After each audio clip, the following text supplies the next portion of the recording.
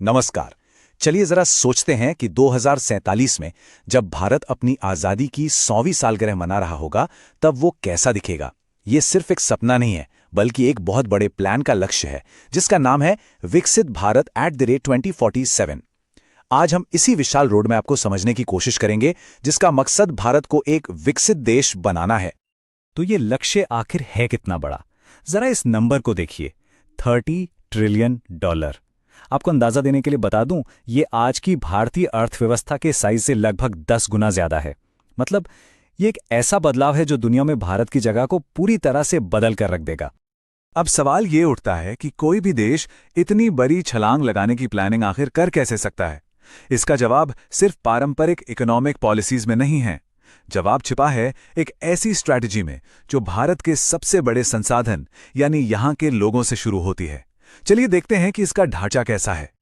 इस पूरे विजन की नींव टिकी है 4 पिलर्स पर, जिसे GYMA कहा जा रहा है। यानी G से गरीब, Y से युवा, M से महिलाएं और A से अन्नदाता। अब देखिए, ये कोई ट्रेडिशनल सेक्टर्स का बंटवारा नहीं है, बल्कि एक ह्यूमन सेंट्रिक फ्रेमवर्क है। ये मानता है कि देश की तरक्की उसके लोगों की तरक्की से ही जुड़ी हुई है। तो सबसे पहले बात करते हैं पहले पिलर की, G यानी गरीब। अब यहाँ लक्ष्य सिर्फ गरीबी को मैनेज करना नहीं है, बल्कि उसे पूरी तरह से खत्म कर देना है। बात हो रही है मल्टी डायमेंशनल एम्पावरमेंट की। मतलब ये पक्का करना कि हर नागरिक को अच्छी हेल्थ केयर, किफायती घर और डिजिटल दुनिया तक पहुंच मिले, जो उनके लिए मौकों की एक नई जमीन तैयार करे। अब आते हैं दूसरे पिलर पर, Y यानी युवा।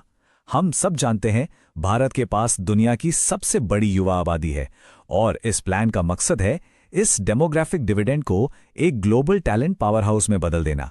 और इसका रास्ता जाता है हमारी एजुकेशन पॉलिसी को इंडस्ट्री 4.0 की जरूरतों जैसे AI और क्वांटम कंप्यूटिंग के साथ जोड़ने से। तीसरा और शायद सबसे ज्यादा ट्रांसफॉर्मेटिव पिलर है M, महिलाएं। यहां एक बहुत बड़ा टारगेट सेट किया गया है, वो ये कि इकोनॉमिक एक्टिविटीज में महिलाओं की भागीदारी को 70% तक पहुंचाया जाए। ये सिर्फ सोशल प्रोग्रेस की बात नहीं है, ये स्मार्ट इकोनॉमिक्स है। ये माना जाता है कि इस विशाल अनटैप्ड पोटेंशियल को अनलॉक किए बिना $30 ट्रिलियन की इकोनॉमी का लक्ष्य लगभग नामुमकिन है। और चौथा पिलर है A, अन्नदाता, मतलब हमारे किसान। यहां सोच में एक बहुत बड़ा, एक क्रांतिकारी बदलाव है। किसानों को सिर्फ अन्नदाता से ऊर्जादाता में बदलना। सोचिए जरा, खेत सिर्फ फसलें नहीं उगा रहे, बल्कि सोलर पैनल्स के जरिए क्लीन एनर्जी भी पैदा कर रहे हैं या बायोफ्यूल बनाने में मदद कर रहे हैं। ये एग्रीकल्चर को मॉडर्नाइज करने और किसानों की इनकम को डाइवर्सिफाई करने का एक तरीका है। तो देखिए, GYM पिलर्स ने इंसानी बुनियाद तो रख दी, पर सवाल यह है कि इस बुनियाद पर एक सुपर इकोनॉमी खड़ी कैसे होगी। इसके लिए हमें उन इकोनॉमिक इंजन्स को देखना होगा जिन्हें इस जबरदस्त ग्रोथ को चलाने के लिए डिजाइन किया गया है। इस आर्थिक इंजन के दिल में है मैन्युफैक्चरिंग। देखिए, अभी यह भारत की GDP का करीब 17% हिस्सा है, लेकिन लक्ष्य 2047 तक इसे 25% तक ले जाना। ये एक बहुत बड़ी छलांग है। इसका मतलब है मेक इन इंडिया को और बढ़ावा देना, लाखों नौकरियां पैदा करना और भारत को दुनिया का एक बड़ा कारखाना बनाना। लेकिन कहानी सिर्फ मैन्युफैक्चरिंग की नहीं है, ये पूरा पैकेज है। एनर्जी सेक्टर में 2070 तक नेट जीरो का टारगेट है। इंफ्रास्ट्रक्चर में लॉजिस्टिक्स की लागत को कम करने का लक्ष्य है, ताकि हमारा व्यापार दुनिया में और भी ज्यादा कॉम्पिटिटिव हो सके।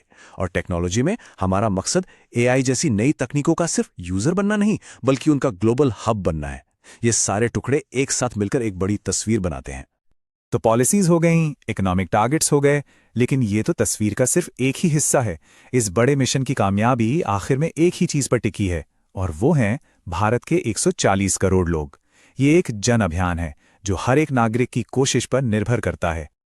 और इसका जो गाइडिंग प्रिंसिपल है, जो मूल मंत्र है, वो है सबका प्रयास। ये आइडिया अपने आप में बहुत पावरफुल है कि राष्ट्र निर्माण एक साझा कर्तव्य है, एक सामूहिक जिम्मेदारी है। सरकार और नागरिकों के बीच यही तालमेल इस महत्वाकांक्षी मिशन की सफलता की असली चाबी है। अच्छा, अब इस सबका प्रयास को और भी प्रैक्टिकल बनाने के लिए एक सिटीजन चार्टर भी तैयार किया गया है। ये एक तरह से गाइड है जो बताती है कि एक नागरिक के तौर पर देश के निर्माण में कैसे योगदान दिया जा सकता है। इसमें 4 मुख्य जिम्मेदारियां बताई गई हैं। तो क्या हैं ये 4 जिम्मेदारियां? पहली है बौद्धिक मतलब इंटेलेक्चुअल, कि लगातार सीखते रहें और अपनी स्किल्स को बेहतर बनाते रहें। दूसरी है पर्यावरण से जुड़ी, मिशन लाइफ के जरिए एक ऐसी जीवन शैली अपनाएं जो हमारे प्लैनेट के लिए अच्छी हो। तीसरी है आर्थिक, यानी वोकल फॉर लोकल को अपनाकर अपने स्थानीय व्यवसायों को सपोर्ट करें। और चौथी है नागरिक जिम्मेदारी, यानी सिर्फ आलोचक ना बने बल्कि समाधान बनाने में हिस्सा लेने वाले एक इनोवेटर बने।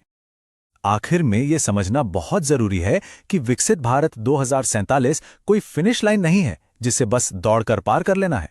ये एक माइंडसेट है, एक लगातार चलने वाली प्रक्रिया है। ये एक ऐसा विजन है जिसे हर दिन एक सचेत अनुशासन और सामूहिक प्रयास के साथ बनाए रखने की जरूरत है। नीति आयोग की रिपोर्ट का एक कोट है जो इस पूरी बात को बहुत अच्छे से समझाता है। आज की जिम्मेदारी ही 2047 में समृद्धि के लिए बीमा पॉलिसी है। ये एक बहुत शक्तिशाली रिमाइंडर है कि हम जैसा भविष्य बनाना चाहते हैं वो हमारे आज के कामों पर ही निर्भर करता है। तो सवाल यही है कि इस राष्ट्रीय प्रयास में हमारी व्यक्तिगत भूमिका क्या होगी।